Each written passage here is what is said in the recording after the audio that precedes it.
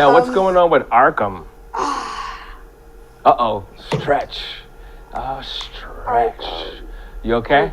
Are you all right? see. I have to brace myself because I don't want to. No spoiler Yeah, edition. spoiler alert, man. Spoiler alert. I'm not. No. I won't do that to you because that's just. It's just bad. I mean, Yeah. okay. All right, we'll talk about the features, the new features. There's so much to do. There's just so many missions. There's just so many, and it's way more organized.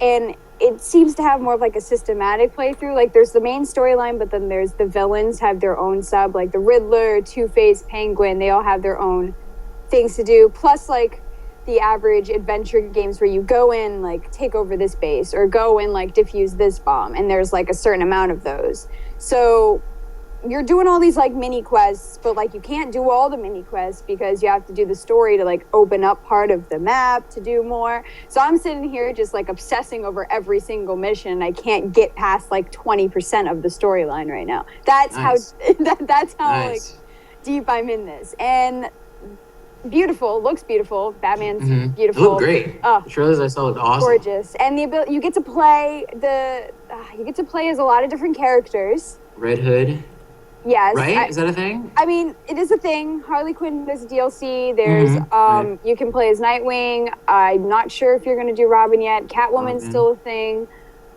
So that's awesome. There's new takedowns, a lot of cool takedowns with the environment, with like tag team, because you get paired up You're with right, certain yeah. people. Then you can also do takedowns with your Batmobile, which are sick, like freaking sick. And I think that it's just a lot more cohesive. And I read on the box, it was just like, yes, the ultimate Batman experience. And I'm like, no, but seriously though, I feel like I am Batman. There's detective missions. They don't stray away from that. Like you have to like replay the scene of the crash to figure out what happened. Exactly. It's So it's the crazy. detective mode Yes, thing. yes. All right, that was cool because I really dug that about Yeah. Arkham City. Yeah. And the general consensus is the game is good. The biggest complaint that I've heard coming from someone who hasn't played the game yet is that the Batmobile mechanics can be a bit dodgy. They're a little overly complicated. I don't know, but It's different. I think it's not that it's dodgy. I think that it's different, and it's not any controls we've ever really played as. It's like a mixture. So there's battle mode and there's like regular mode. So you're pretty much like switching between like driving and shooting. yeah. at the same No, time? you're Oh, switching okay. between like racing, like a straightforward racing, and then like a vehicle. What is the best example of it? Where you have like every movable direction. You can move forward, back, left, right, side to side. You don't see. have to. So once you kind of get in the mode of like left trigger is not reverse, you'll be fine. Because usually you drive with, or left LR, which one? I don't know, PlayStation, Xbox, I don't know. So once you get in the mode of like not pressing that and just remembering to switch to the other mode to fight, it's not as hard as it seems. It is pretty fast. The sensitivity is pretty crazy. Like I run over everything and then I feel bad and I'm like, Batman, you're killing all these people. All right. You're not supposed to kill anybody. So Some of that GTA, some of those GTA instincts kicking in. listen, some of that Burnout Paradise. What are you talking Oh, about? man. All right. So yeah, I'm gonna leave it alone because this might, if it branches into spoiler territory, because I'm on Tumblr a lot, and people are already posting the little gifs. And I saw one thing today, I'm just like, oh God. And then I had to scroll down, but it was in spoiler territory, so I'm not even gonna mention it, but yeah. No, It looks good though. So it's once gorgeous. I actually get my PS4 on point, I'm definitely gonna check that one out. You need to. It's beautiful. I think that what they did is right. There's a certain aspect where you seem to be like losing your mind, but the way you lose your mind is seamless between like it's a cutscene, but it's not a cutscene, and something's there, and then it's gone, and then it's there again. I have screamed like 5 times playing this game. I was like, I'm playing Batman. Why are you scaring me? Why? Nice. I grapple, I get to the top of the grapple, and there's this creature in my face. I nearly lost my shit.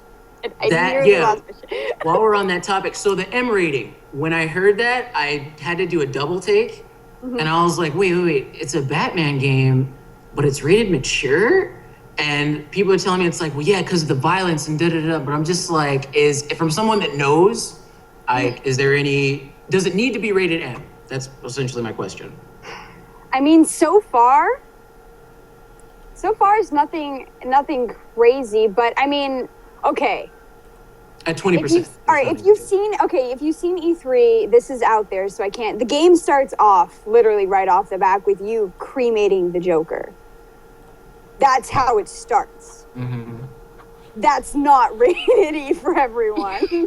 All right, guys, you know what I mean? Like, so I think they did it strategically so that they could have liberty to do whatever they wanted with the story and not be limited. Right. Rating, I don't think it's necessary. Oh, it's rated mature because they curse so much, or there's nudity everywhere. It's more so that they can just have the Joker. They can have part of your face falling off, or you know what I mean, like stuff like that. They can just be really grim because Batman. Some of the best, I'd rather say even most of the Batman stories, the best tales are the ones that are branch into the scary, grim, really almost like grotesque realms. So I could see them wanting to, if this is like really the final game in the franchise and it's supposed to be the best one and supposed to offer the most complete Batman experience, as it says on the tin, then they'd want to have certain liberties and be able to do certain things with the characters, with the games, with the dialogue and whatnot. So this is the final one? I mean, that's what they say. That's what they say. If it sells like that they're going to do a standalone Harley game if they're smart, because the DLC was like 2 seconds long. And that's my only pet peeve, is that I really wanted more. They literally gave you, they were like, here's the little tiny bite of the appetizer. Like, not even the appetizer. It was like a lick of the appetizer. It was just like, here's some the morsel.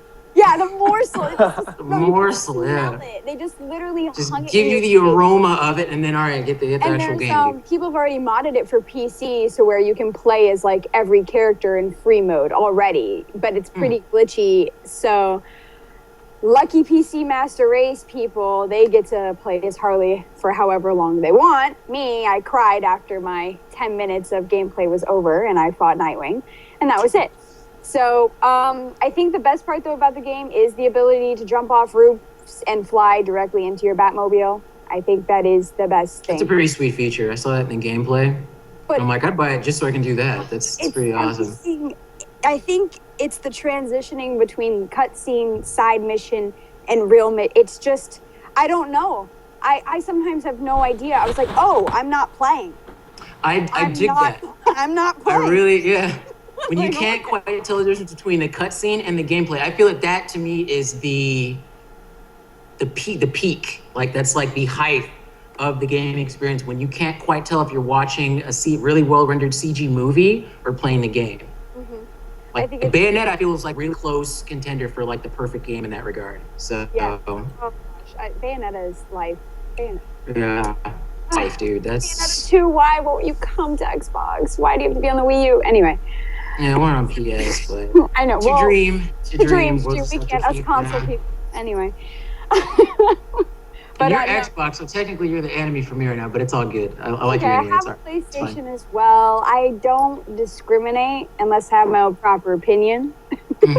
As you should. So, but no. Speaking of PlayStation and their conference at E3, they did some really awesome, like, independent